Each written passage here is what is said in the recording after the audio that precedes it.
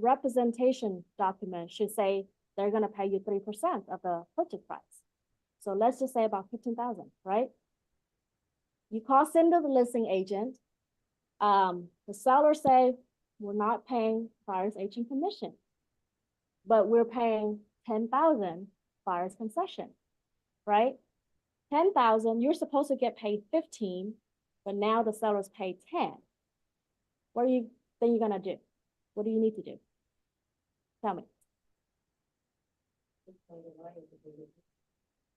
Yes, either that. So basically the buyers is only paying you 1% now instead of 3, or do both, right? Come back and say, Cindy, can we work it out? Can we negotiate where the seller's willing to pay 15,000 concession, right? So let's just say back and forth, okay, Cindy's client, yeah, listing agent. And you should negotiate all this before the showing. And before a lot of buyers, I'll come back to that, before a lot of buyers refuse to sign the buyer rep because they're like, why am I paying you commission, right? But now, so, and you know, on the buyer rep, I'm gonna show you guys too, on the buyer rep, it says start date and ending date. Usually it's 6 months to a year that you represent them. And then you put in the county, right? Geographically, the area that you're gonna show them. So because of this, be prepared. The buyer may not sign that kind of broad term on the buyer rep, and that's okay. Before you take Cindy to showing, right? Whatever the address on there, just put that one address to protect you, because you don't want to work for free.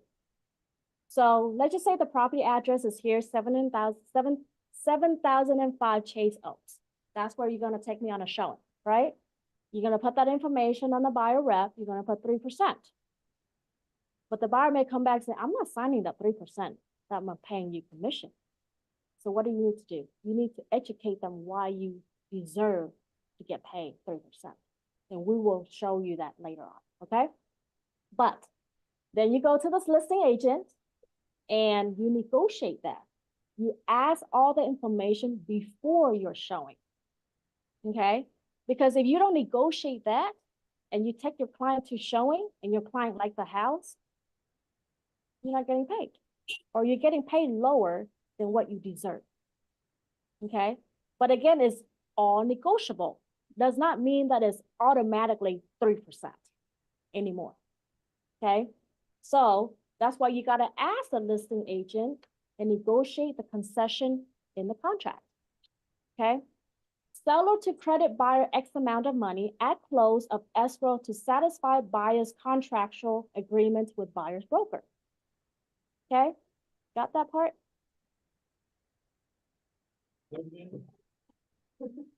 The slide, okay.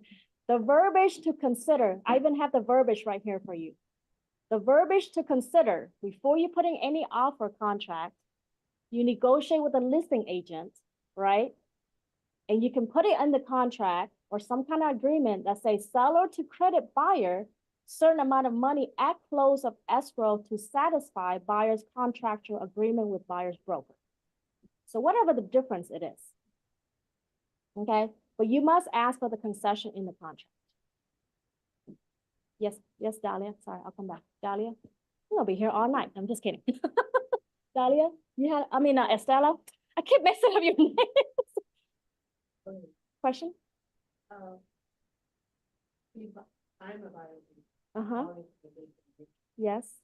And usually there was the listing agent, you will be waiting for different offers.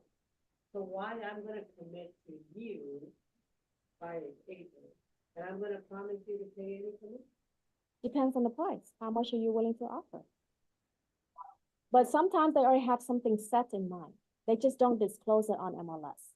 What you do is you call the listing agent and you find out if there's any buyer concession before the showing, and if seller's willing to pay any commission. That's before the showing. And then after the showing, before you put in the offer, that's what you negotiate also, besides all the other terms, okay? Then you negotiate, okay.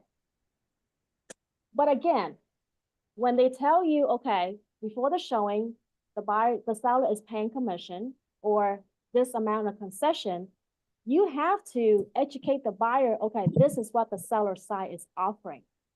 I will work for you to negotiate everything, but I just want you to be aware that if for some reason, if they're not paying the full commission that I deserve, then the difference can be on you. But I will deserve that commission, if that makes sense. Right, yeah, I will fight for you. Because sometimes they could list for 500, you negotiate down to 450, that's 50,000 saving. So even if they pay you another 10, 15 grand, it's still benefit for them, right?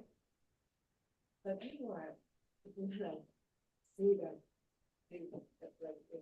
Because. That's why you have to educate them. So here's the thing. A lot of buyers are gonna be now like, I don't need an agent. I don't wanna pay them. I don't need an agent. So what you have to educate them that they need an agent like you. I have presentation, I'll show you later on. So it's practically like, getting a listing. Exactly. That's why when we have one slide in here, treat your buyers as if they're your sellers. If you're gonna go out there, bless you, and you're gonna work and get the listing agreement, you wanna earn that listing, right? You're gonna have to treat your buyers the same thing. Now you gotta show your buyer why they need to choose you as your agent. You're allergic to me? You're so intense, like you gotta light it up, like gotta have fun, you know? Okay, yes. Go ahead. Explain the difference. I know commission, but I guess. Concession, AKA closing cost. Okay, so on the contract, there's a portion, it says seller will pay closing costs for the buyers. Okay, so terminology, same thing. Concession equal closing cost. Okay. So in addition to the closing cost, or in the closing cost? It's lumping together, yeah. Usually, most of the time, the sellers will not even offer closing costs. Okay, unless the condition of the house, it needs repairs, something that the seller was supposed to fix it up, but now, okay, no, let me just give the buyers concession.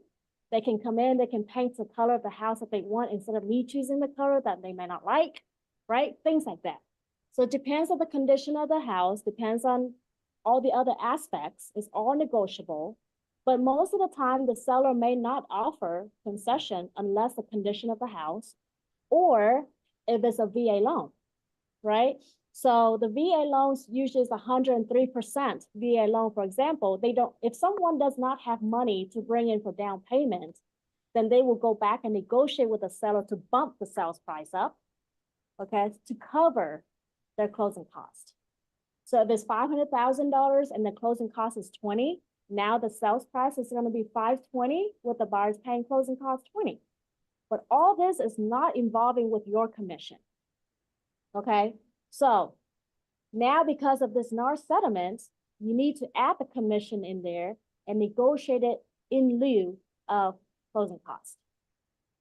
Same thing, right? It's the same thing. But if you're going to negotiate closing costs, concession for the client, now you need to add on top of your commission concession into that amount. Okay? Yeah. If the seller provides concessions for the buyer, Mhm. those concessions are used for the buyer's agent's commission? Well, okay. Yes. But how it's gonna read on the closing disclosure, okay? You guys know what closing disclosure is, right? Okay. It's a fee sheet, like disclosure, all the fees. So now this is how it's gonna look like. Let's say your commission is 15,000. You negotiate the concession 15,000, okay? Your commission is gonna be charged to the buyer side now because the buyer's paying you. But on the other hand, the seller is going to give the buyer credit for the closing cost of the same amount. Okay, so there could be no such thing as the seller is gonna pay buyer's commission anymore on the closing disclosure. It's the buyer side, and then the seller will give back in way of concession, if that makes sense, or closing cost, okay? Reimbursement, whatever you call it. But that's how it's gonna look moving forward. But then the buyer has come up with that $15,000. No, no, it's not extra. Because remember, the seller is giving the buyer 15,000 closing cost.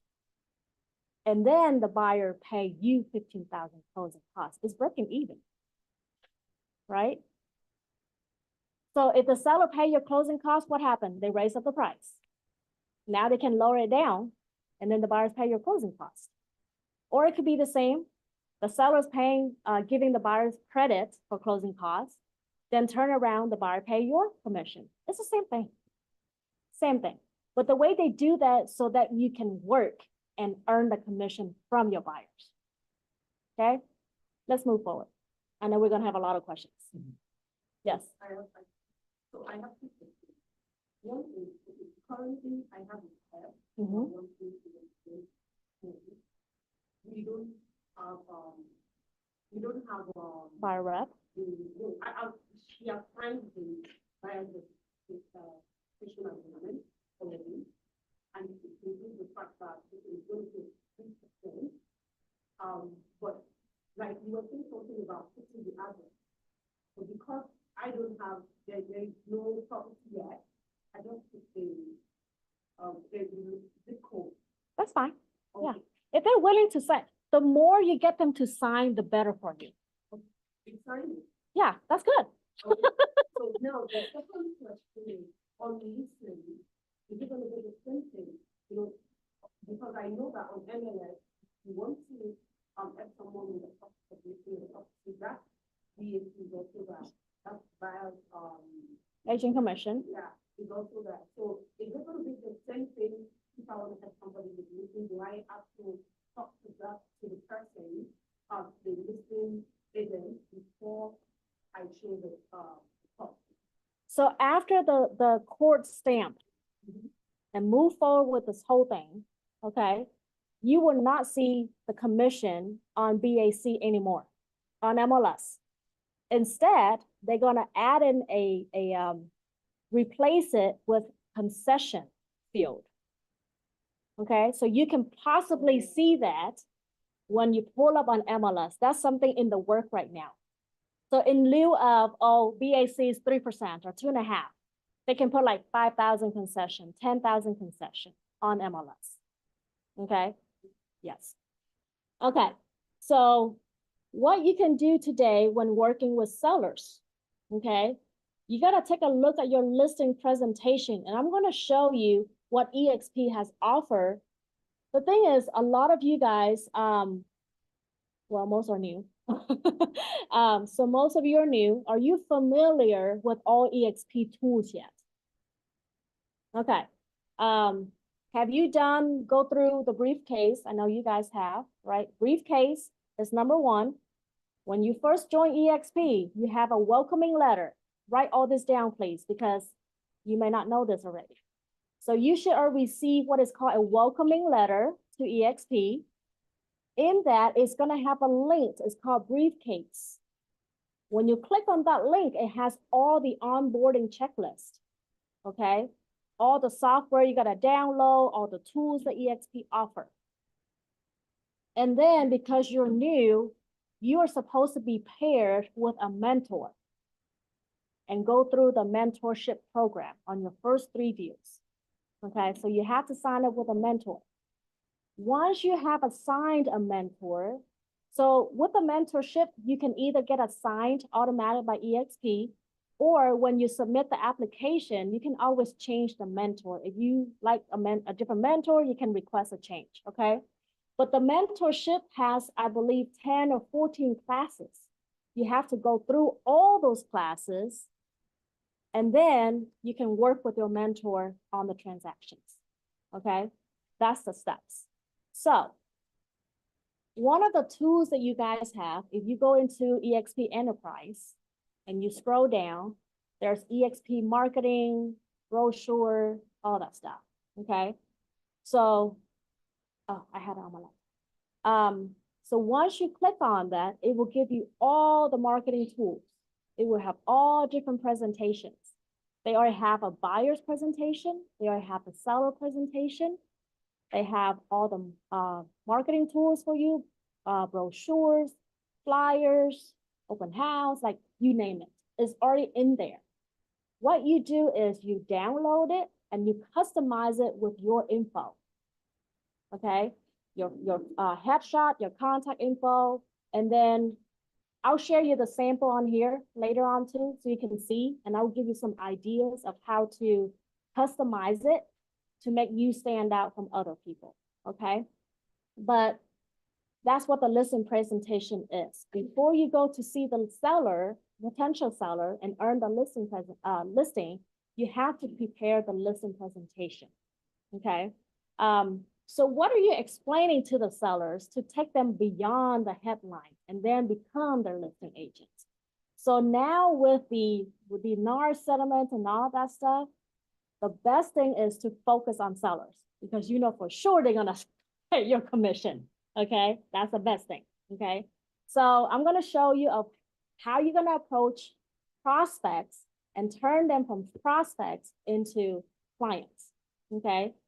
From clients to contracts, from contracts to closings.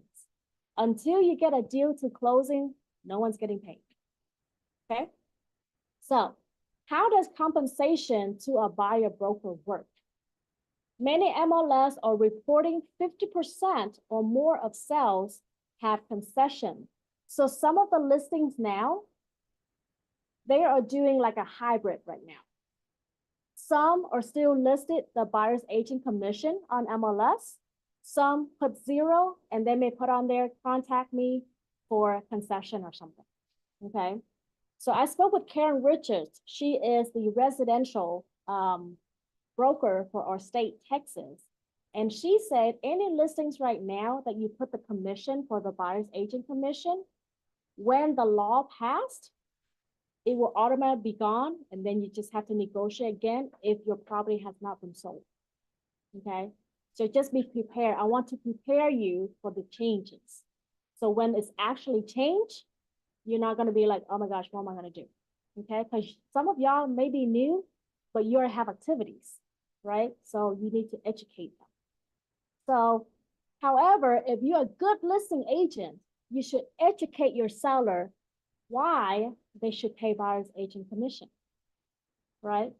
How long do you want to hold on to this house? How quickly do you need to get it sold, right? Do you want more traffic? By doing this, if we let the agents know that we're offering, you know, because again, it's the offering concession is not set to stone. Everything is negotiable. And like I say, the seller can still say, oh, I still want to pay the buyer's agent commission, right? So it's your job as a listing agent to educate your seller. And like I say, it's the same thing, but the mentality is like, instead of 500, I'm going to bump up 515, and then I'm going to pay the buyer's agent commission 3%. Same thing, right? So you have to educate them why they should do that. And then of course they have to be the one that's making the decision, but at least you educate, okay? Concession should be part of the pricing conversation going forward. Like I said, negotiate on the concession, okay? Who is your buyer? So Mr. Seller, who would you like your buyers to be?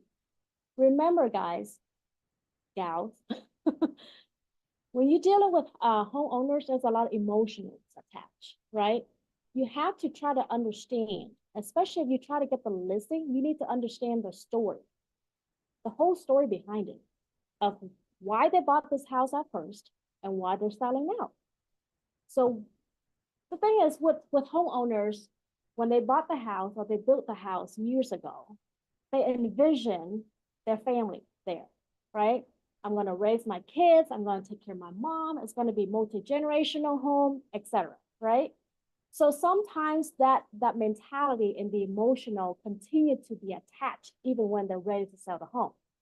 So more likely, if that's the story behind it, they will like to have the buyers or the new owners that's going to move into the home may have the same vision. Okay. Because the house was built, if the house was built for multi-generational, it's not gonna work for any family to move in that is not multi-generational. Make sense? So you have to understand that, okay? So who is your buyer? FHA, VA, whatever, right? Because if it's FHA, if it's VA, then the commission, concession, whatever, could be different. Okay, so just try to understand. Are you going to offer showings to any buyer? Because some sellers may be limiting themselves. Oh, I don't want to deal with FHA. I don't want to deal with, VA because it takes too long to close. I want cash, I want whatever, conventional, I want to close within 30 days, right? So you have to understand from them. Or are you going to refer, sign calls, dual rate commission or variable rate commission? Again, it's negotiable. It could be variable, different buyers, right? I may say, well, if Sadaf can bring me a cash buyer to close in 2 weeks, I can pay her 3% commission.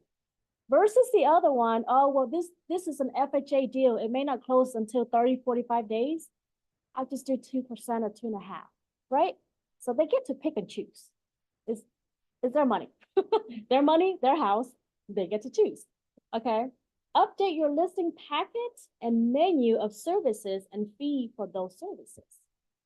So these are some things that you need to know when you're working with the sellers. And I'm gonna show you what the listing presentation looked like for you to earn the listing, okay?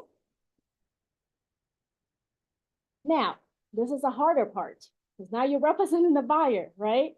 And then for decades, everybody was just like, well, the seller is going to pay commission. Now you're going to have to pay commission. So it's going to be hard to turn that mentality around, okay? So what is the process for buyer strategy sessions? How do you meet buyers for the first time? What is your lead gen strategy? Who's here start doing lead generation? What have you been doing? Usually try to close. Out postcard. Okay, Okay. Okay. okay. And I see that you do social media as well, right?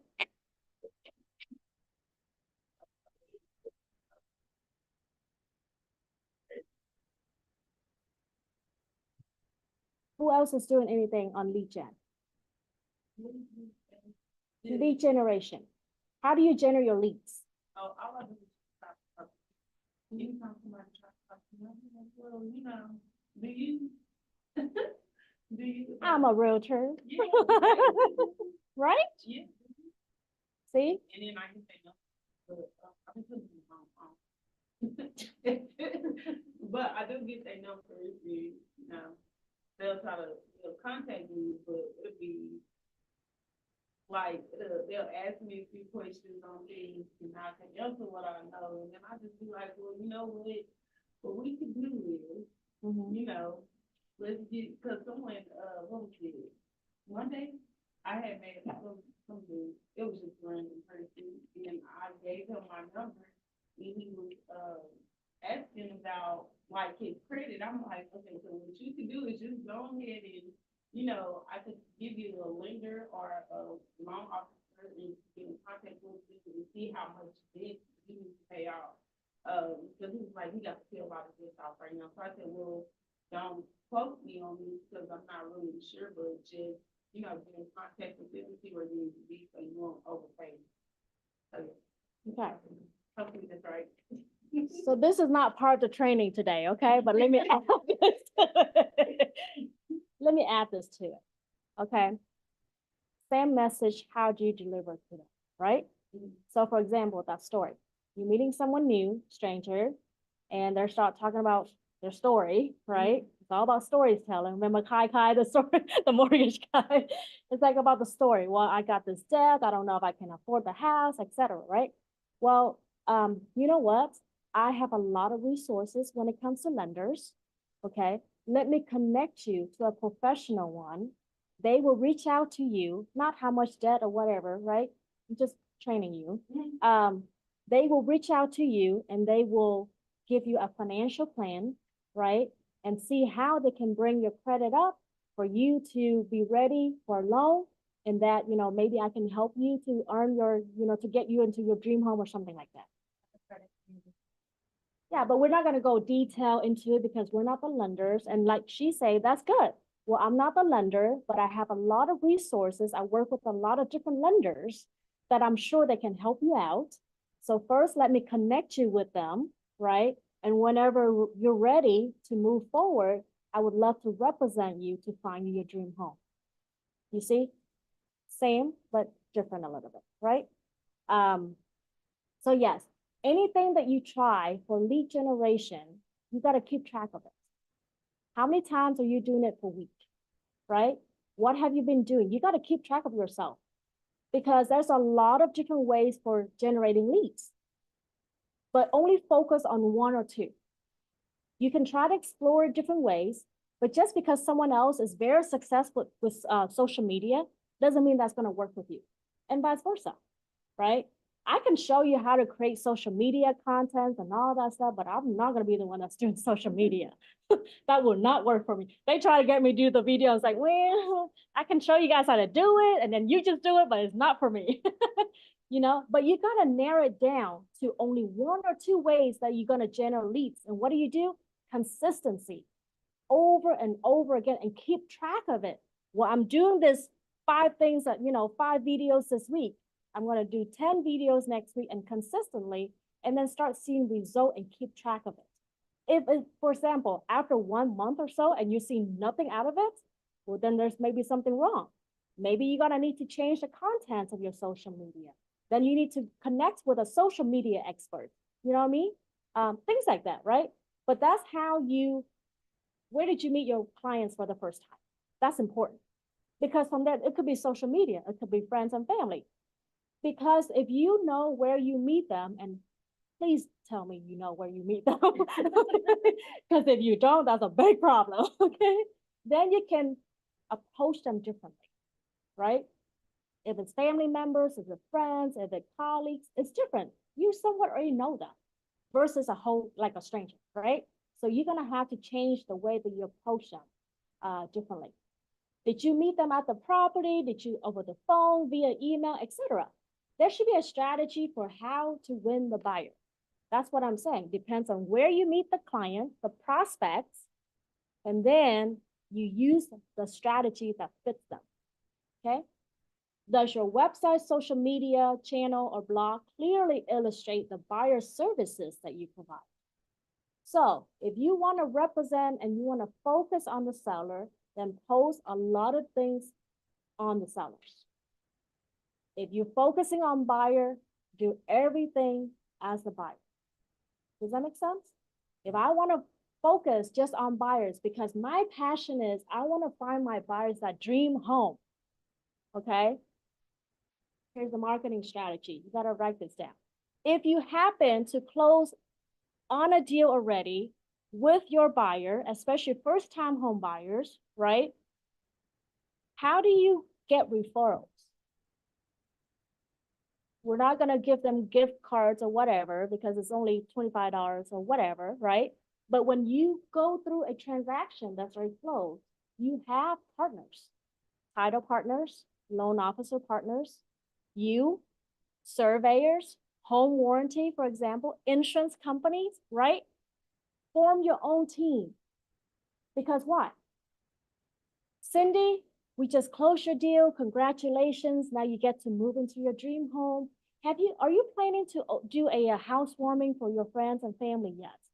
Well, no, I'm still struggling. I got to move out and that. But yes, I would love to host one maybe next month. Well, you know what, Cindy? Let me handle that for you. How do you handle it? How much does it cost? 20, 30 people, 300, 400 max? How many parties of people you have in your club? 4 or 5 people. You just got the big check on commission. Can you afford $100? Yes, but use it wisely. So what you do, you partner with other vendors and you host a housewarming for them. Do you think when you do that for them and they're not going to show you, oh my gosh, hey, friends and family, Jonathan is the one that represent me and he found his dream home. Estella is the one that does the loan for me. She makes it so smoothly. You see what I'm saying? your $100 in front of close friends and family. At least one deal out of it. Okay? Important, right? Thank you. Okay, so then you explain the process, what's changing. You got to educate what's changing with the NAR settlement. Most of them are already aware. Okay, so don't treat them like they're dumb. Okay, people understand nowadays with the high technology and ChatGPT and all this stuff. I got so excited with that yesterday. You know, and to take care of them moving forward. Update your resume and stats with key terms. Like if you have a number of contracts written and accepted for the first time, you see, that's your bio right there. Average of homes shown to find the right one. Do you have to show 50 houses before your buyer can get one? That's a problem. Or you just do 3 or 5 homes and you'll find your buyer a contract at home, right? So if you are the one that's have to show 50 houses to find one, don't put it on there, okay? Closing days or average money saved by client off list price. These are some of the specialties that you should put on the presentation, right? If you had it. Common sense, which is not always common. So if none of that appeal, don't put it on there, okay? All right. So I just learned about the EXP exclusives, okay? Because of the NAR settlement, most agents may go through struggles to represent buyers and sellers and getting paid commission. So they came up with this app. It's called EXP Exclusives, okay? It's an additional software that they give you an option that's free, and then there's like $30 a month or something, $100 a month or something like that, okay? But do this barcode and then take a picture of this and download it. Basically, this is similar to MLS, okay? Except anything that you're looking for your clients, it will pop up like this even before it goes live, okay? Because with MLS, you have to log in, you have to search certain criteria first, and then you could find upcoming, you know, pending or whatever the status is, right? But this one is like a, what do you call it? Almost like a Domino Pizza app, okay? It can pop up and say, oh, this one is upcoming. This fits with your criteria, what you're looking for your clients, okay? So you can test it out, take the picture of this, log in, it will give you options. Oops. It will give you options. There's a free option. Try that out first and see if you like it. And if you need to use more, then you can sign up for, I think there's a second and a third level, okay? But right now, just use whatever is free. Although there's no such thing as free in America. Just kidding. Are you guys done with this?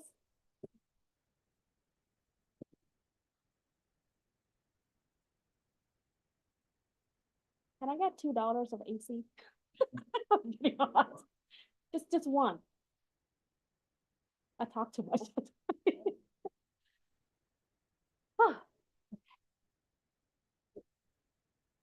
Yeah, I may look mean, but I'm not that mean, okay? Just loosen up. It's fun. Okay, we're good? Okay, so what your buyer and presentations should look like? Because I'm using Daniel's laptop, so you guys can write this down. Again, go to EXP Enterprise, go to marketing. When you click on marketing, you're gonna see different presentation. It's already prepared, which is these right here, okay? You can change your contact, your photo, all that stuff, okay? Create this where it fits you, because this is you. This is a presentation that you can email out to your prospects. You can print it out and you can take it with you when you go over to meet with the potential sellers, okay? So it needs to be customized for you, okay? So what does it look like? Similar. It has a table of contents, and of course, all of this are, what do you call it?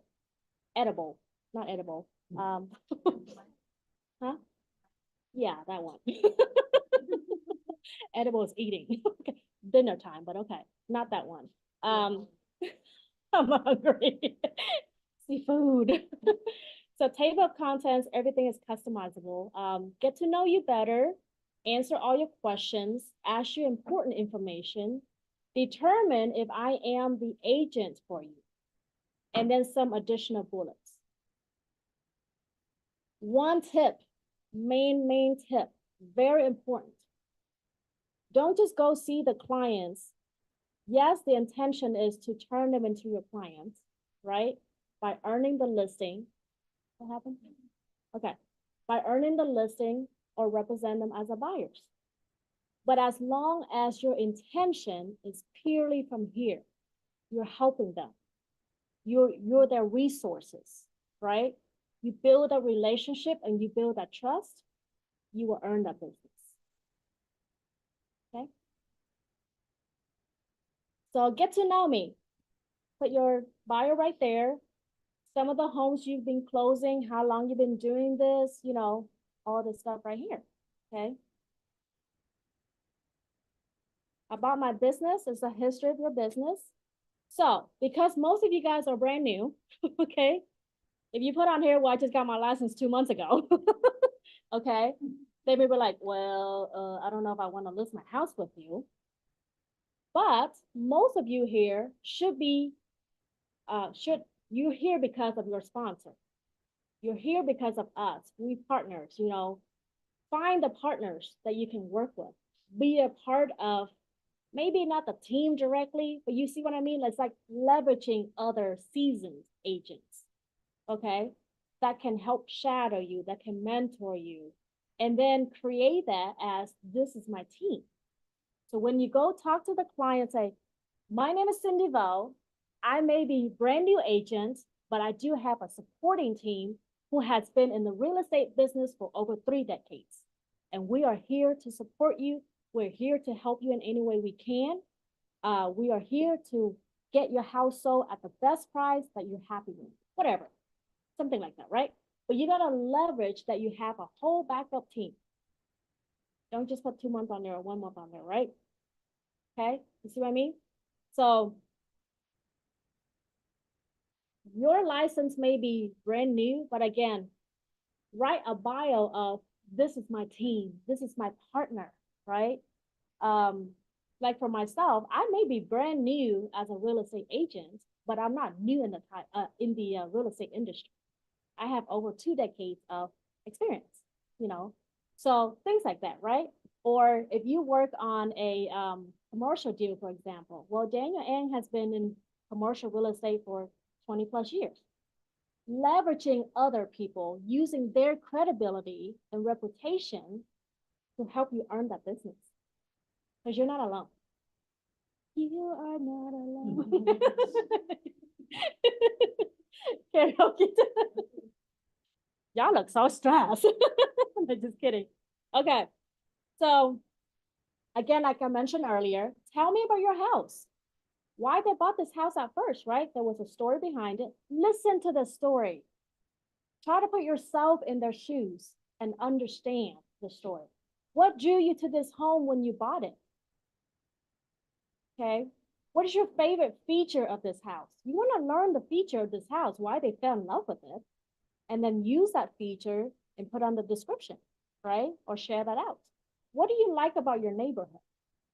Or not like about your neighborhood? What are some nearby attractions and amenities? And then again, last one is, what don't you like about it? Okay. So learn about the house, because envision your house. You're gonna list that house for them. You need to understand. Okay. Okay, so some important questions. Why are you moving? How soon do you need to move? What are you looking for from an agent? Do you anticipate any major challenges with selling your home? What will you do if your home doesn't sell? If I were you, probably take that off. Just saying. Okay. Now remember, some of you guys went to my Title Pro 247 class, how you generate lead generation, right? This is similar to Breakthrough Brokers software, okay? but this is already EXP has in there, all that stuff. So let's just say that you're general leads and you're farming the area and you're focusing on empty nesters, right? The questions in here, you can change it around a little bit, right? Why are you moving? Are your kids grown up and out in college? Are you looking to downsize in your home? Right? Are you looking to have more activities by senior housing or something like that, right? You see where I'm going? So it depends on these questions right here could be very important. Because the thing is, if I receive something like that in the mail and it's too general, too broad, I'm just like, it's just another advertisement, right? But if you click into the mindset, or if you focus on move-up buyers, these are young married couples with little kids, right? They are looking for what? Better school district, bigger home. So the questions could be like, are your kids, how do you say this? Are you looking to move into a bigger home so you can expand your family, right? Would you be interested in moving into a better school district? You see where I'm going? So almost like you gotta narrow down who is your audience. Who are you going after and focus on, and then customize your presentation so it hit in their mindset. Not mindset, sorry, mentality, okay? Why I'm the best agent for you? What really sets me apart from other agents is what are you special about? I could be bilingual, right? My background is this, okay? I help a lot of VAs. I do a lot of resources, like I usually help my clients file their homestead exemption, for example, you know, some of that stuff. Like think about why you're different. That's why when you guys first walked in, I asked you why real estate. When you know your why, you will find your how, right? If you're passionate about real estate, then you gotta know your purpose and what makes you different. Are you just any agents out there? Right? What makes you different? About more like helping people.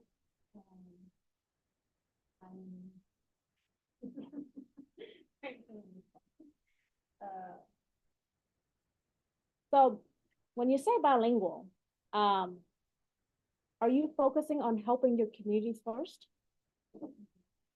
Okay, I'm giving you some guidance here, okay? You're helping your communities by providing them what kind of services? You have, let's just say Spanish, right? The Spanish community. I want to help other people, starting out with my own communities, because I speak their language. I can help you finding your home versus the other, because I have resources and partners that can help you closing a home who speak our own language. If that's your focus, that's your niche right there, then you need to expand that niche. Okay? If you work with investors, then that's your niche. You get a lot of resources, you have a lot of connections nationwide who are mainly investors. So I can help you, Cindy, as an investor to sell this home easily. Okay, but you gotta know that. You gotta narrow it down. Okay, so the proposition, it could be local market knowledge. I have been in Richardson for over 30 years. I see the market change. I'm very familiar with this area. That's why it makes me stand out from others, because I see all these economic changes. I see how the market is booming. I see all the developments. You see what I mean? There's a lot of different ways that can differentiate yourself from others, okay? Ability to communicate, again, that's been bilingual or trilingual. My technologic advantage, not me in there, but, and you can replace this text with whatever that's customized for you, okay? My signature approach, staying on top. I take quarterly classes to stay current with my industry. I study the market trend, you know, whatever in there. You can throw in there, customize it, okay? I would tell you if either I or my company is not the best fit for your situation, they like that because you've been honest to them, right, with them, because not everybody is going to be your clients. And if you understand that mentality, are you the right fit for them? Are they the right fit for you? If you see the comp is only 800 and they try to have you listed for $1 million, you don't want to take on that listing and have the listing sit there for 6 months or a year and cannot sell it because it's going to be on your record, right?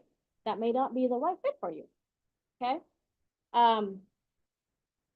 Again, why are you different, etc. So this is a sample of the seller's presentation. You can see all this on eXp Enterprise, okay? And this is very important. Here's the seller's roadmap. Meet with the real estate professional first and then move forward to the closing date, okay?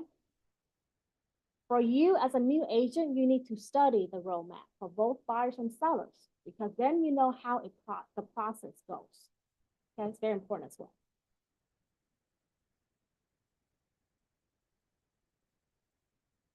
Y'all can message me or text me or whatever, your emails, and I will send this presentation out for you, okay? I was gonna create the QR code, but I forgot. Daniel.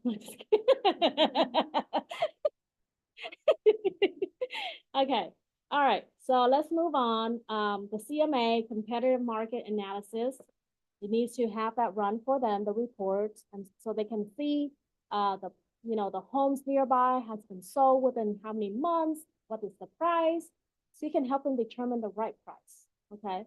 Because the one of the most important things to earn a listing is the right pricing. Again, you don't want to sit on there for a long time.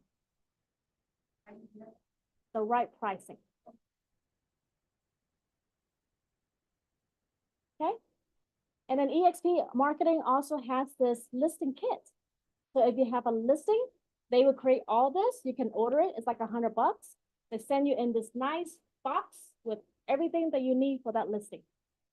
Okay. The for sale sign, the postcards to send it to the neighborhood and all that stuff, telling them that you have this property listed for sale. Okay. And then move on. Thank you. We're done. We're just kidding. Now we move on to the buyer presentation. Okay. Same thing, right? Very similar. You can change it. But let me show you this right here. This is how you earn your buyer's agent commission. So you represent them. I will always put your interest first. Okay, we know that. Property search. Let's just say if I'm not gonna hire buyer agents because I don't want to pay the commission, right? How do I search property? Zillow, Realtor.com, Redfin, whatever, right? Are those accurate? No. Does it give you all the information on the listing? No, right? So that's one of the main things. They don't have that access. Estella, I have that access. I can search your property out of all this many thousand homes to find you that one dream home, right?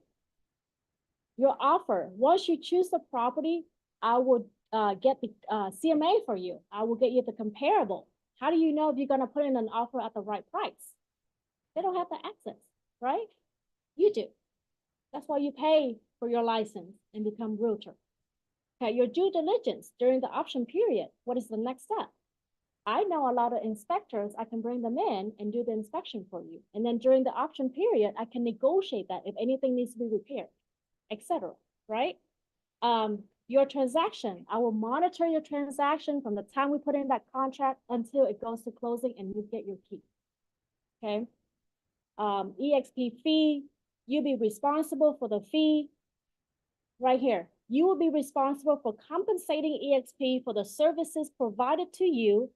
Sellers may offer compensation to eXp as a buyer's broker. If this occurs, the amounts that you have agreed to compensate eXp will be reduced on a dollar-to-dollar basis. You see? So if they agree, pay you 10 grand, 3%, if the sellers agree to pay whatever, then it's the difference. Okay? Commitment to fair housing. I pledge to strictly adhere to all, applicable local, state, federal law, housing laws, etc. And then the relationship, of course, it doesn't end here. Let me help you sell this home and buy your new home or whatever. But these are your point of contact why you deserve to pay commission. Do you have to pay for MLS? Yes. It's not free, right? For you to get access, you have to pay to get access. Is that something the buyers can get? No. Plus many more, you see? So that's why you educate them why you deserve to get paid. Make sense? Now we can go out and get buyers?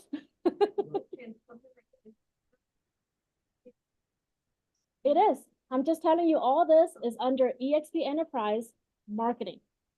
When you go to eXp Enterprise, go down at the bottom. It has a couple about marketing, brochures, logo, business card signage, all that stuff. Click on the marketing, and then it has a whole list of marketing brochures. Click on the presentation. This is buyers and sellers presentation. I should have just said I designed this.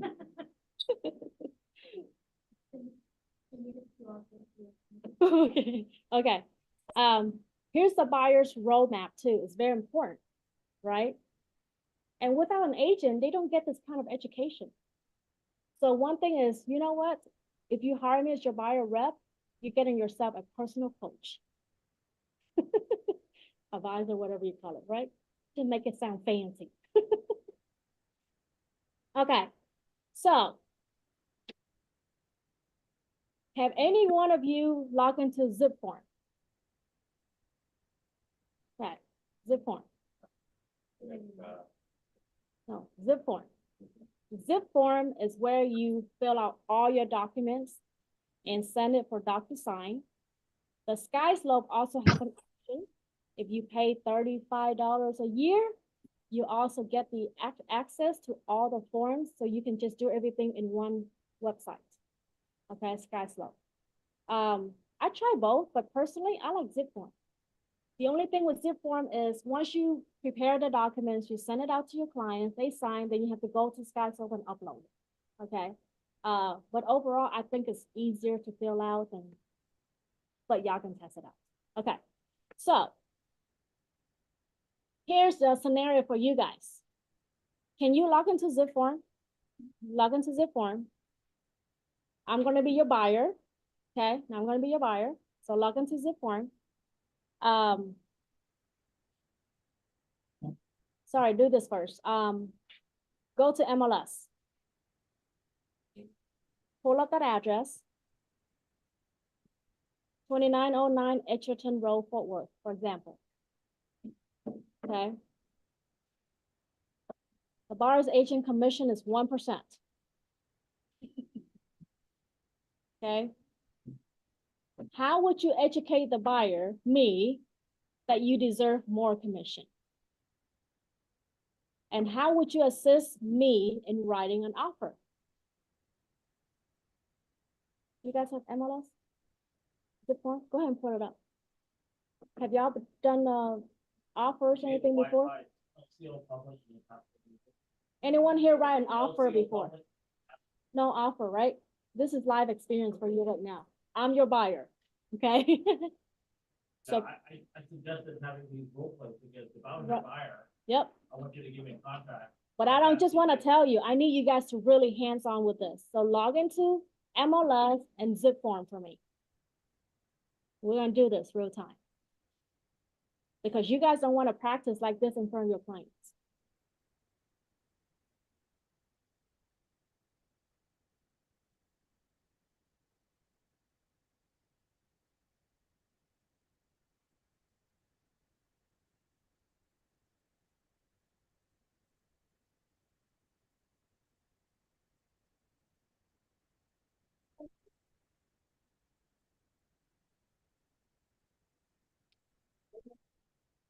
Yes, go both. Go to MLS first and pull up this listing. Yeah, so first of all, you can see what it looked like. Daniel, can we go from here? Huh? 29, Yeah. Really? What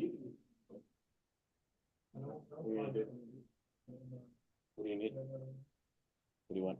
Like just, MLS? yeah, What do you want to pull up? I don't know if I can use Andy. You want to use Netris? Yeah, Netris.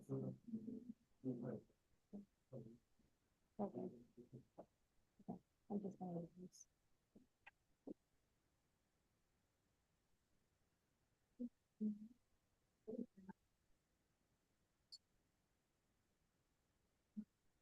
$29.09 Edgerton. Hold on, let me pull it up for you.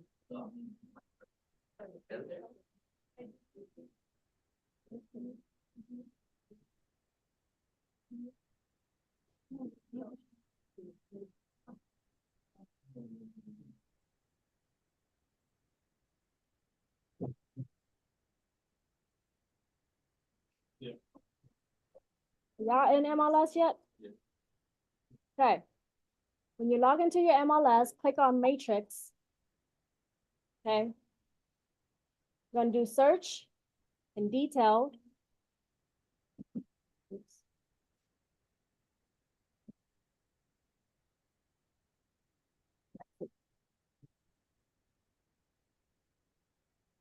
Okay, there you go. 2909. Okay. You can just put in the street number. Yeah. Okay. It's gonna pull up.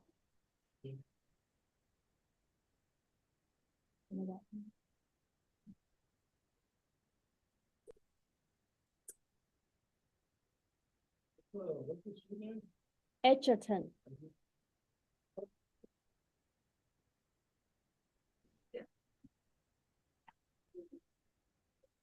Right here, Edgerton.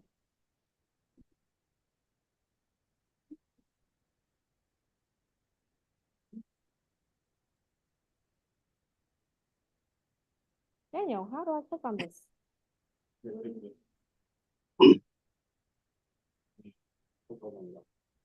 Like, how do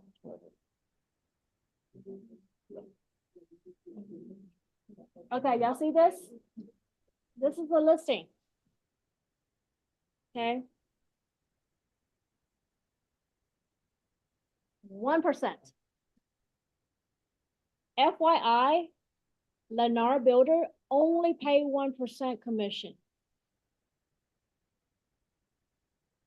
Okay. Okay, so I want you to see this. Whether it's new build or not, okay?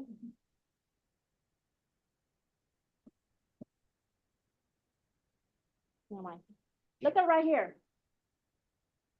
For a limited time, get a 4.25% interest rate up to $6,000 in closing cost, plus included refrigerator, washer, and dryer. How much is that total up? That's a lot of money right there. Okay, you see? So, give or take, even if this is zero, they're not paying for it. But you can use something similar like this and say, Cindy, I can represent you and negotiate where I can get you more concession or more compensation, better interest rate or whatever like that, right? At the end, you are getting more than what you're paying my commission. Does that make sense? New washer, dryer, refrigerator, that's $7,000 right there. Interest rate right now is probably 6.25%. That's 2% less. If, I'm just saying, throwing scenario, we're doing the scenario. That's 2% saving. 2% saving on a 30-year term. How much is that saving? Depends on the loan amount. Well, this is $479,000. Okay. So let's just round up $500,000. If they put in the normal 20%, the loan amount is $400,000 loan. Within 30 years, they're probably, I don't know, paying what, 600,000, 700,000 at the end of the term for interest. You're saving them 2%. For example, right? These are just examples. But you see, you could be saving them hundreds of thousands of dollars, or at least $40,000, $50,000, and they're paying you 15,000. Do the math. You see why we're having this NAR settlement? Is you gotta work where you represent your buyer and you earn that commission. Okay? You be there the whole way. You think builder is easy? That is not easy. Before, a lot of buyers just, well, I already negotiate the price with the builder and I just need an agent to come in and, be on the contract, and then whatever you get paid, 3-4%, just give me back half. Well, it's not easy like, it doesn't stop there. Do you know how long it takes to build a house? 6 months, 9 months? Are you just gonna be put in the contract, be done? No. Even if you agree that at first in the process, they'll be like, Cindy, I need to walk through the property. Oh, they're framing the house now. Oh, they did this, they did it. Oh, I need to go to the design center, right? There's a lot of extra steps that you're gonna be helping them. And at the end, it's way more than 1.5% that they pay you, or you're getting paid. Okay, so that's one scenario. Okay, so now you see the MLS. I want you to go to zip form and pull up 124 family contract. And I want you to put in an offer as if you're representing me as the buyer. How would you representing me as a buyer for me to pay you 2% commission because the builder pay 1%? Okay, so put it in and let me know. I got all night long. Okay, zip form.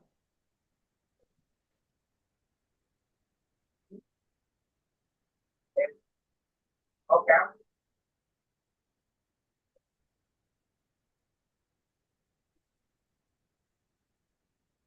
So eventually, this field, let's say BAC, it's gonna go away.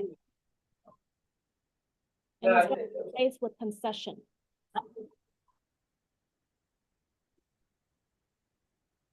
We have a credit account.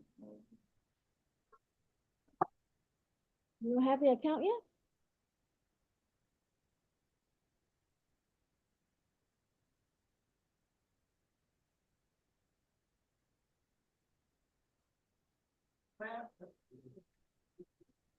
No, you're gonna help me put in an offer to buy this home.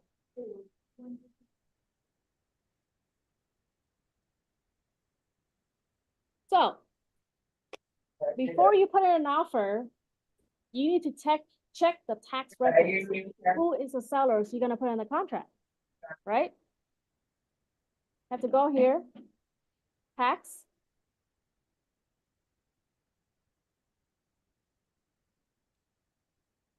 Oh my goodness. Not an Apple person. Maybe.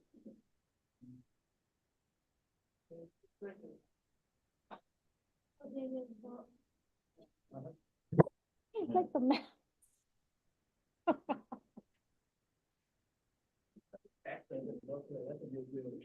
Tax. Oh, yeah, never mind. Okay, never mind. That's why. Sorry. There's no tax. So because it's a new build, there's no tax records. But on a normal existing property, you gotta go to the tax records and you gotta check and see who is the sellers that you're gonna put on the contract. Okay? And then also right here, oops, you see that right there next to the clock? The 3 documents icon right there? See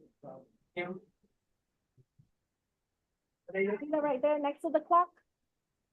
Okay, that's called transaction desk. So every time the listing agent have a listing, they will upload all documents related to the property. Oh, excuse me.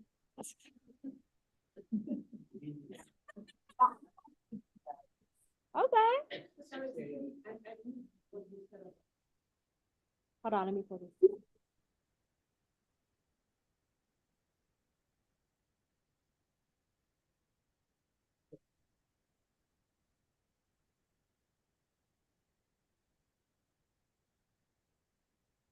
this listing of ours is gonna go live on Friday.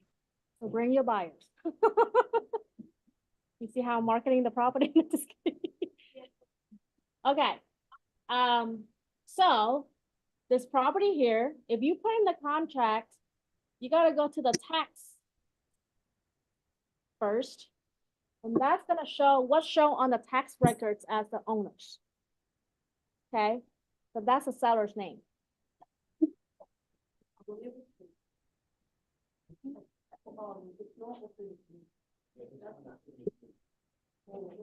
Yeah, let's just go to this property, guys. Sorry, 5801 Glenmore.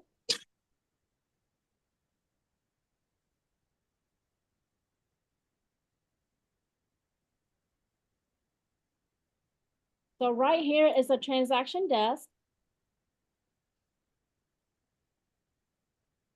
As you can see, we already uploaded 3 things.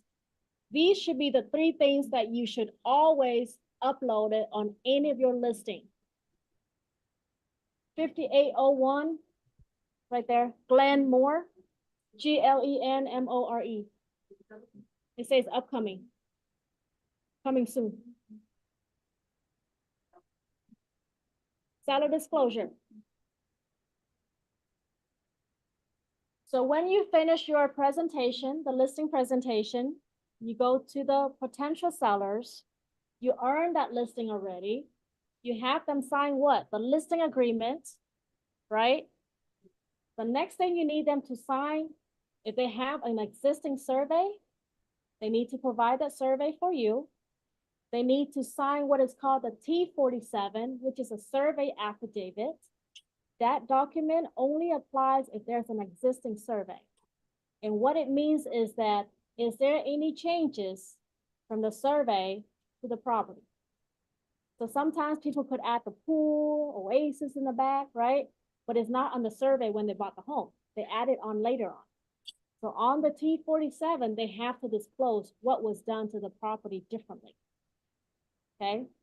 And then the SD is also, it stands for seller disclosure. Have to always have the seller do this. Do not fill it out for them. Have them fill it out. Yes, no, not sure, whatever on there, okay? And then you should upload all of this before your listing. Why? So that when you as buyer's agent put in offers, you cannot later on come back and say, well, my buyer did not receive the seller disclosure. We didn't know what happened to this property, right? Or my buyer didn't see the survey, or we didn't know the pool was added. Everything was already uploaded on here. So as a listing agent, you want to make sure everything is well prepared. Okay. So, gosh, how do I get out over here?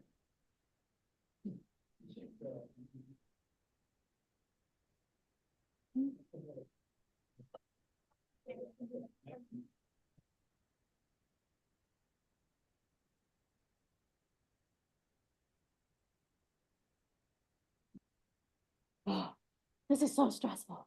You're doing great. Thank you. So try to put an offer in. You should bring your buyer here because we're offering 2.5%, not 1. We're very generous. 2.5%. Yes, it's our listing. You know how I got this listing?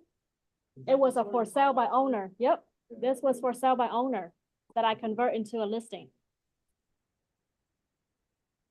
So you're saying, do the offer, I mean, if we first contact, right? Knowing you how we want to pay your. No, the purpose of this, guys, is for you to practice. So imagine I am your buyer and I want you to put in an offer for me to purchase this home. You as a buyer's agent rep, how would you write up an offer for me? Because I need you to know how to put in all the terms of the contract, read the listing, understand the listing, what to offer, and what to educate me. And imagine if I'm the first time home buyers. How are you gonna work with me to represent me? This is good practice for you now because you don't want to practice this in front of your client. So the purpose of training today is for you to practice. That way you can be very professional in front of your real client. So I'm your fake client right now. 5801 Glenmore. Right there. Uh-huh.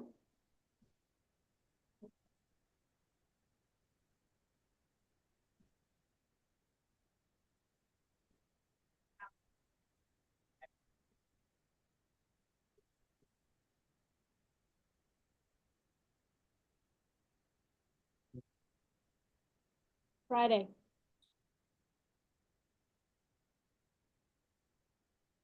And then this morning, I went to see a seller and I got the listing. Again.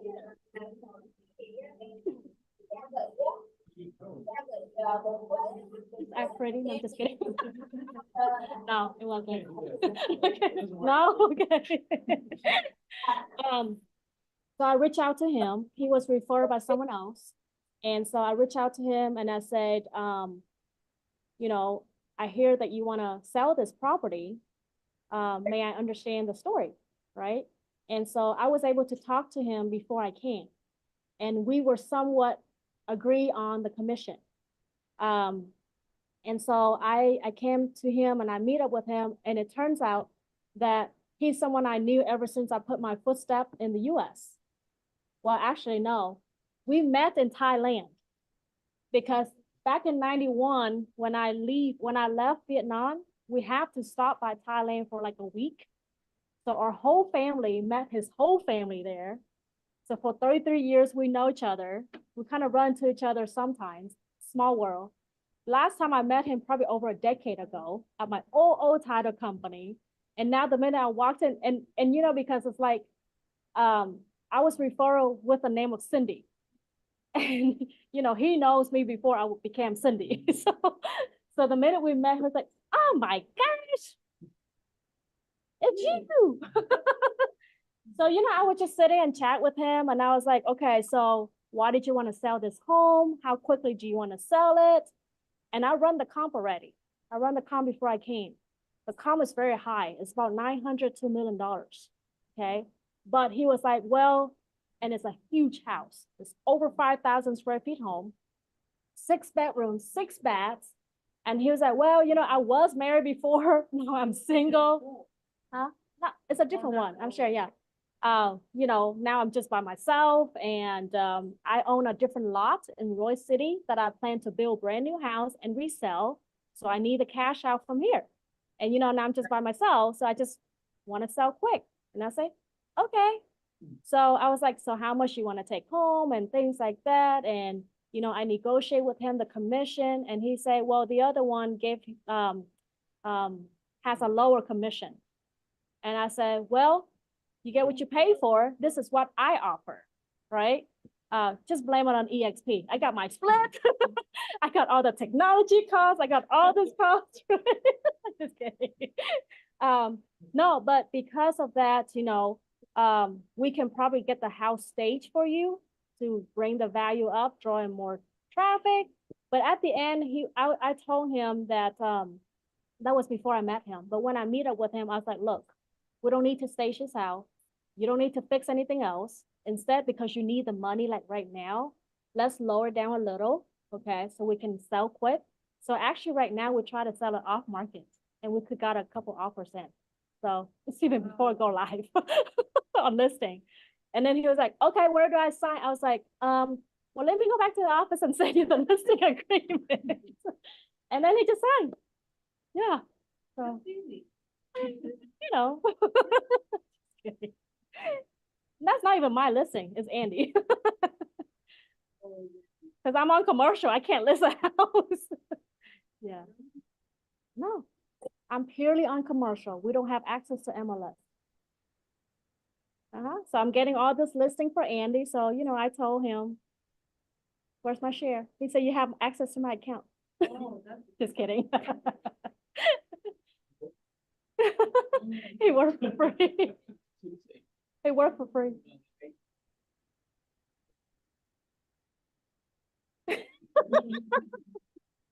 He works for free, but he gets to go play soccer whenever he wants to, so it's a trade-off. Okay, did y'all put it in an offer for me? It's 849,999, okay? If you represent me, read the description. Okay, read the description. I'm looking for a home for a multi-generation. I have a mom to take care of. I have 2 young kids.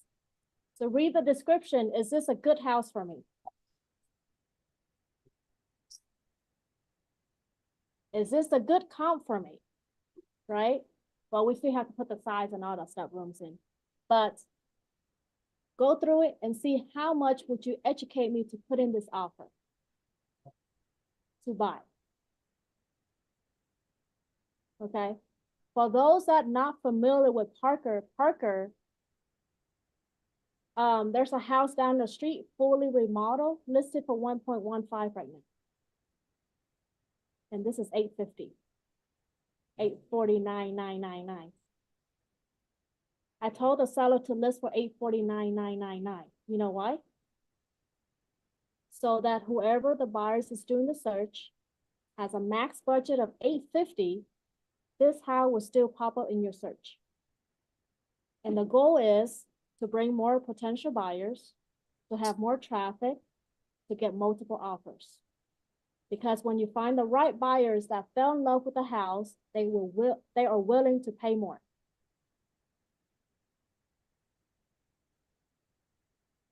Okay? So let's This is, yeah, 849.9. Should I put the price in or should I bump it up to buy?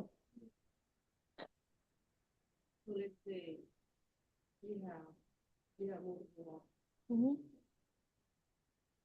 and the offer person, right? So you're asking for, let's say, I want the house. And I'm gonna put a maximum price, because sometimes they lower the price. Or like, offers that, they start with 10. Oh, I give you 820. Right? So you have multiple offers, but not above what you could, you know. So let's just say I got 3 offers.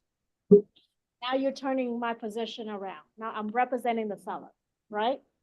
I got multiple offers. I got 3 offers in. Let's say 1 at the price, at the listing price, 850. 1, 825. 1, 875. Okay? See where I'm going? 1 is higher, 1 is at listing price, 1 is lower. So as a listing agent, I'm going to show them what? All the offers. I'm going to lay out all the offers for them and go through all the terms. Okay? How quickly do they want to sell this house? If the 850 is lower than 875, but it's a cash buyer, or let's just say no, it's a conventional buyer, they can close within 3-4 weeks. The 875 is higher, but they have FHA or VA loan. It's gonna take them 45 days to close. The 825 is lower, but it's a cash deal. They can close within 2 weeks, right? And then you gotta look at the other contingency. How long is the option period? And you compare. You compare the financing, the price, the closing date, the option period. Because sometimes if they offer lower, 825, as investor comes in. They don't even need to see the house. They don't even need to go through option period. So it's 0. No option period. Everything go hard, like earnest money, right? 825 closing in 2 weeks. My seller could pick that one. It depends on the client's need and what they expect, what their expectation are. Okay, so that's how you weight it in. Your job is to present all the offers, explain it to them, right? Well, this offer is the highest, but it's gonna take longest to close. This one could be the lowest, but it is the quickest closing for you. However, there's also no option period. So if they cancel that, even as the lowest, they don't get the earnest money back. And then also the amount of earnest money, right? All those terms you have to compare. Sometimes the seller is like, well, I already purchased my new home. I'm not in a rush. I'll choose the most amount, 875, and I'll wait. I'm not in a rush.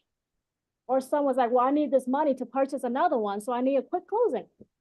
I'll pick the 825. No option period, cash closing. So this is a seller who already agreed to sell it. Mhm. Because sometimes, well, things like that, if you put lower, and you create a multiple offer to bring up the price. Not always bring up the price, but the goal for multiple offers so that the sellers have more options to choose. Because it's not always bring up the price. It could be a little lower, but quick cash closing, for example, right? But that gives them more options, more traffics. And they like to see that. Whether it's lower, higher, if all the offers are lower than the asking price, then they kind of see why. Okay, well, I need to lower the listing price down. You know, for example.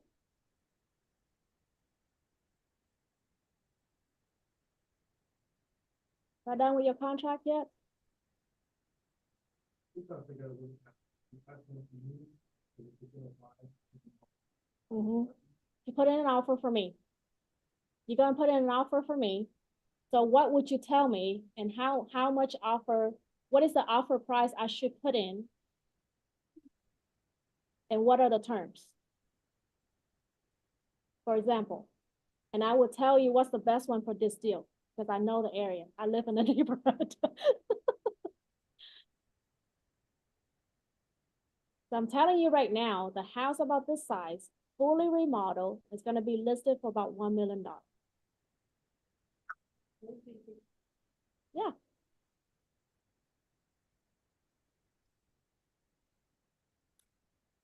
Okay.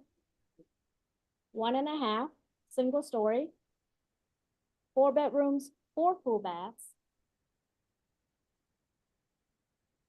Upstairs is a game room and a full bath can be easily converted to a second owner suite for multi-generational. 1.5. It's just a game room and a full bath. Okay. The beautiful Paul Taylor homes. Look at the oasis in the back.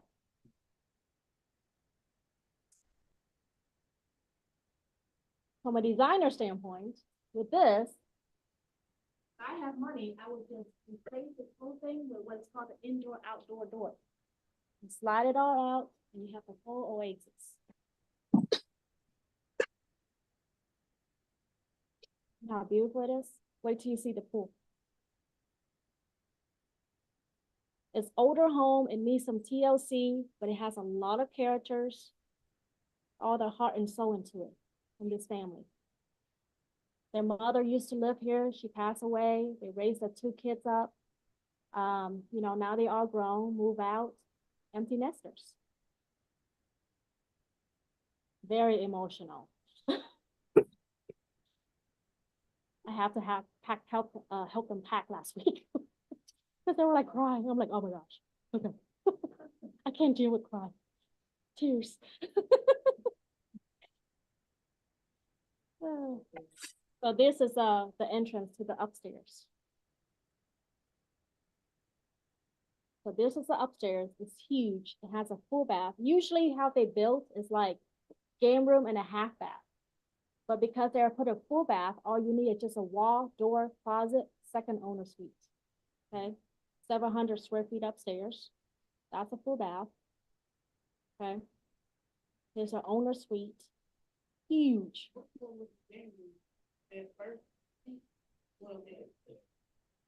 This one. Uh-huh. Yep. So this is our owner's bath. Huge bath. 2000. This is the pool.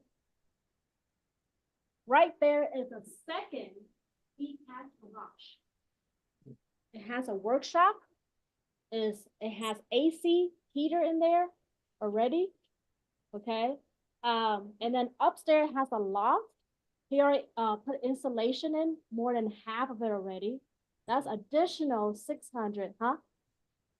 Oh, it's already done. Upstairs on the loft is a 600 square feet space that you can easily convert into an apartment if you have like older kids that need their own space and all that stuff.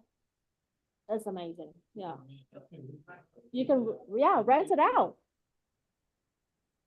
And you can convert downstairs and upstairs. That's 1,200 square feet. It's like a whole apartment. How much would you pay that size nowadays? Over $2,000. Yeah. Or you can convert into like all the living areas and then 2-3 bedrooms upstairs. Plus they'll have utilities. You put a bathroom in that unit too. So it's more like, you can say like convertible. It's still in good living condition, but has a diving board, beautiful pool. So there's a garage right there, a second garage. So 3-car garage with a house and then an additional 2-car garage detached. Actually, even more than a normal size 2-car. Because he has boats and truck and all that stuff. 2 detached with a loft, workshop, and then 3 attached. 3,600 square feet home. It's beautiful in the backyard. And this area is it's like country living in city's limits.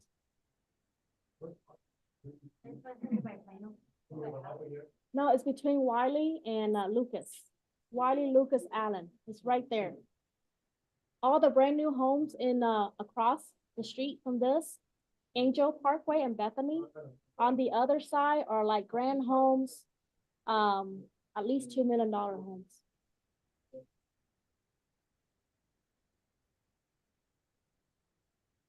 Yeah, but look at this. This is a driveway on the sideway.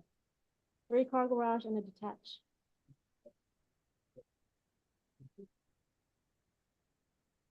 It's an aerial view, corner lot. Thanks for shot for this view. It was really, it was way more bigger, like from the top. It's half-acre lot. It's a half-acre lot built by Paul Taylor. Yeah, so much characters.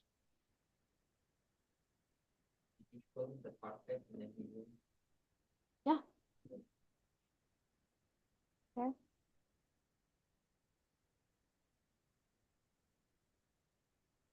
Oops.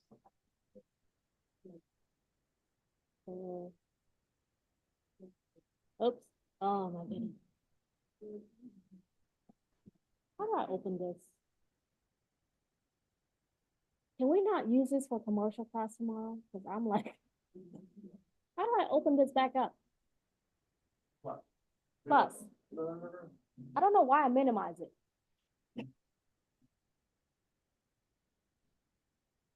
We want to, Just exit out.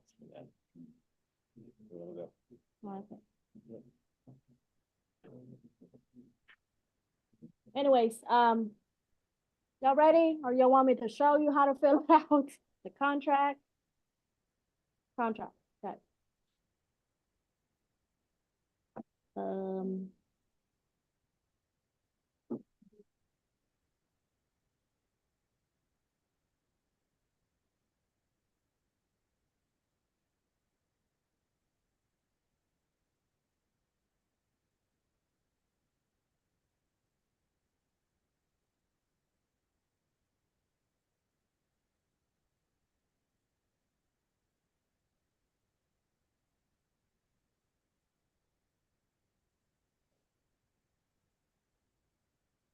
Ooh.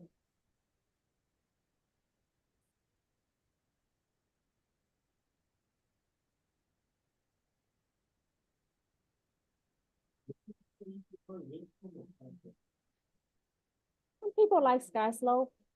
I like Zip One better. It has more points. Sadaf, do you like more Sky Slope or Zip One?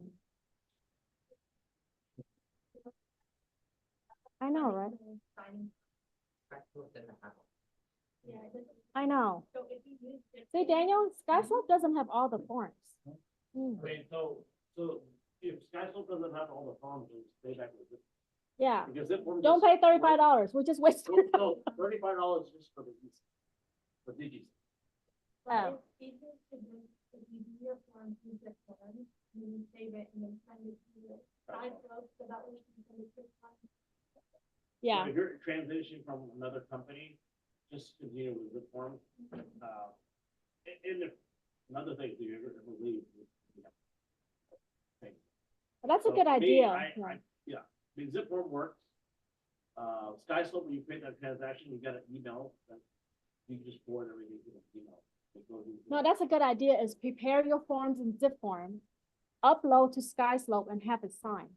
Once it's signed, it goes back to your file anyways. And you have to use SkySlope to upload all your documents for you to get your permission, the CDA. So what we did before was we prepare the forms and then we send out for signatures in zip form, and then we have to upload it again. There's some, but not much.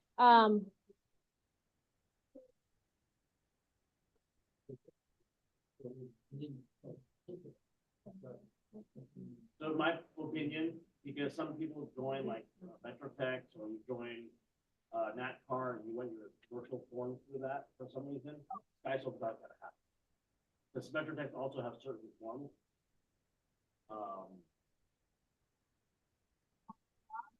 You can already have, a written agreement signed, Mhm. can I show that this? Yes. Yeah, you can you upload the it. PDF to SkySlope, because you have to have a check. You create a transaction for a file, Yeah. and then from there, then you can upload the document. And then, of course, you can sort it out where you put the check.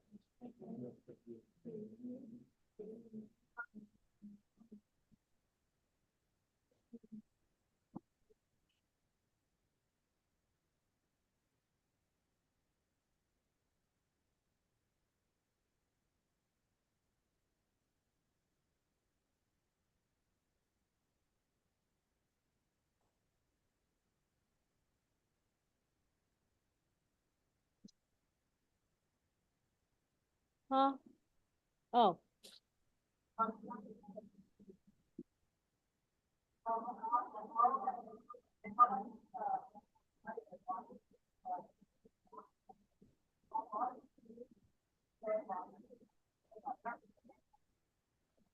So this is the contract for this listing. Okay.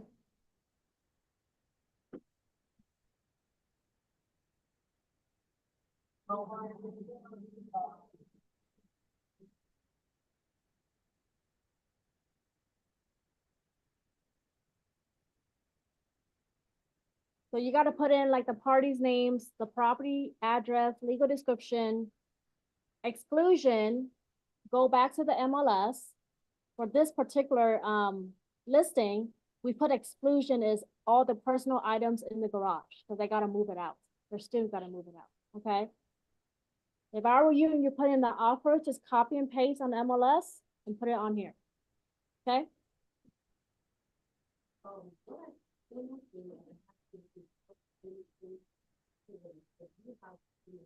Yeah, because he's married. He's married. Well, because we have the listing, so we know he's married. But as you, as an agent, buyer's agent, you just put whatever is on the tax record, so just on the husband, okay? Yes. So then here is a sales price, you put in the offer price, the down payment, what kind of financing it is, or if it's cash, okay? If it is hard money or private lender, before people put it as cash, it's not cash anymore. Cash is only if they have cash in their bank. So if you put it as cash, when you submit the offer, you always submit the offer contract with proof of funds, if it's cash, showing the bank statement. You gotta redact all the account information, okay? Or with a pre-approval letter, is when you submit the offer in, okay? But otherwise it's some kind of financing. You gotta check the appropriate, box, and then you have to attach that addendum to it. Okay? Leases, if there's any leases, if it has minerals or any natural resources, which does not apply to this property. So you can skip on. Earnest money, usually at least 1%. Okay? Put it in, and then the option period, option money, fill it in. And then the title policy, usually is about 0.7% of the sales price. So on an 850,000, the title policy, the owner's title policy is about 5,000. Okay? Owner's title policy, right here, the section. On an 850, I think it's about 5,000. Point, what is that? 0.6.7, something like that. It goes by the bracket too. Like 0.6.7, do 0.7, do a higher amount, just to be safe. And then who's gonna pay for it? Where's the title company closing? Okay. Survey, coverage, all these terms here, survey. Okay, so normally if I represent the seller and you put in an offer, box 1 needs to be checked because we have the existing survey and the survey affidavit already. The second section is if it's not been approved by the title company, then who's paying for it? So most of the time, because we represent the seller, if we provide it, then it needs to be buyer's expense. Okay, again, everything's negotiable, but if you represent the buyer, you may want to put in the sellers, but when we represent the seller, we may want to make sure it's a buyer's price, right? It's about $600 on a lot and block. Okay, so these are some of the fees that you need to kind of know too, because they may ask you, well, how much does it cost? Right? Because it's also factoring the closing costs, and then they can tell you, okay, this is the offer I want to put in. And of course, number 2 and 3, if you need a new survey. Okay. Objections, if property is in a property owner association, we don't call it HOA anymore, homeowner association. It is changed to POA, property owner association. This one has, yes, it's in there, so you got to check it. This is an older community, so most of the time you will not have that section 611 required notices for mud, pit, etc. These are usually additional tax, okay? So usually it happens at the brand new subdivision. They add in a new water tank, for example. So that's when you have to put it in information. Remember on the listing transaction desk earlier, we upload the T47, the survey, and what? The seller disclosure. So right here in this section, you have to check box 1, buyer has received the notice because we're uploading on it, okay? That's why being a good listing agent, you're gonna make sure all documents are uploaded before the listing goes live. So the buyer's agent cannot come back and say, well, we never get it. Well, it's on there, okay? Again, usually is a buyer accept the property as is. Now I get this question as a loss. If we put this and during the option period, inspection report comes back and then can we still negotiate? Yes, everything's still negotiate. That's why you have the option period. So you can negotiate after the inspection. And for anything that's happened, you can still get the earnest money back if you terminate within the option period, okay?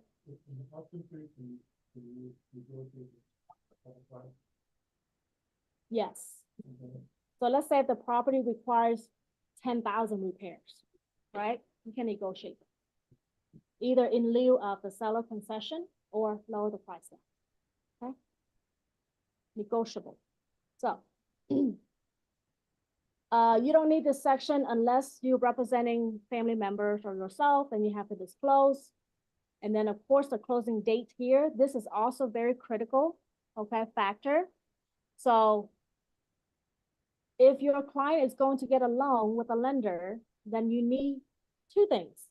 First of all, what is the financing due diligence? You need to know this term, financing due diligence.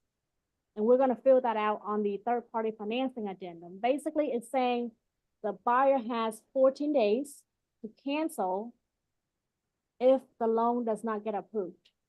And of course, that 14 days or whatever days is after the option period, okay? So your lender needs to tell you how many days to put it in that section and then when they can close. No, what I'm saying is that 14 days is longer than that option period. Okay? Most of the time, option is 5 to 7 days. And then the third-party financing addendum is about 14, 21 days max. Okay? But if the seller is looking at multiple offers and they also see third-party financing addendum is 21 days, they may reject it. Because it's taking too long. If you're a good buyer's agent, before you even put in an offer, you should educate your buyer to get a pre-approval letter already. In fact, before you take your buyer to a showing, you need to have either proof of funds or pre-approval, not pre-qual, pre-approval. Pre-approval means your buyer already submit their tax, their financial documents to the lender for them to get the pre-approval. Okay, so that basically means the pre-underwriting period. Some lenders out there are really good. They even pre-underwrite the deal before you get the contract, which means that you can put the closing date like 2 weeks or 3 weeks versus like 30 days or 45 days. Okay, so that's very important. People think that the market now is slowing down, but that's not the truth. That's not the fact. It depends on the location. Okay, like I say, there's a house in the same neighborhood, put on listing for like 2 weeks. Next thing we know, they pull out the sign already and it's already closed. So still very hot. Depends on the area. But you got to know the market. So you got to put the closing date there. And then possession, you know, with this particular house, the seller's already moved out. So then you got to have to check upon closing and funding. That's when the buyer takes possession of the house. If there's any lease back, then it's according to the lease. Okay. Special provision is there, but highly recommend do not fill anything out in this section. Okay, seller concession. We talk about that all day long today. That's section 12 right there. Okay, so if for some reason the seller's listing agent is not paying your commission, in lieu, they will fill this out. But when you put in an offer, you can put in here, including your commission. So if the house needs fix up, 5,000 repair, your commission is 15, put 20,000 in there. Does that make sense? That's where the seller concession goes. Dahlia, have you taken your contract class? Okay, well, there you go. Okay. Let's go on. Okay, you gotta fill out your buyer's contact information, your email address. Check all the appropriate addendums that need to be attached to the contract, okay? For this instance, this property is in the property association. So you need to attach right here, okay? Mandatory membership in a property owner association. Gotta fill in there who's paying for the transfer fee, etc., how much. And then because it's a third party, they are getting a loan, it's not cash, you need to attach third-party financing, whatever appropriate for this transaction. Okay. And again, you gotta put your information out there. No more commission here if it's not offering commission. Again, it's in lieu of the concession. Okay. Huh? No, that's the seller's. Because I pull up from the our file, so they have the seller's information. You bring me the buyer? Okay. I think that's it.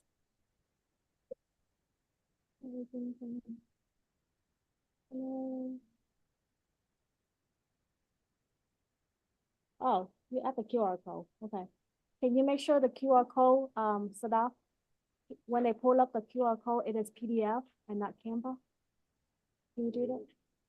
The QR code for them to take the picture of the presentation.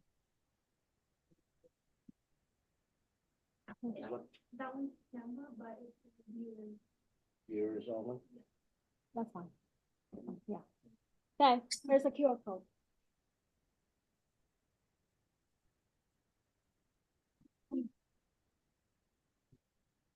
Y'all hungry?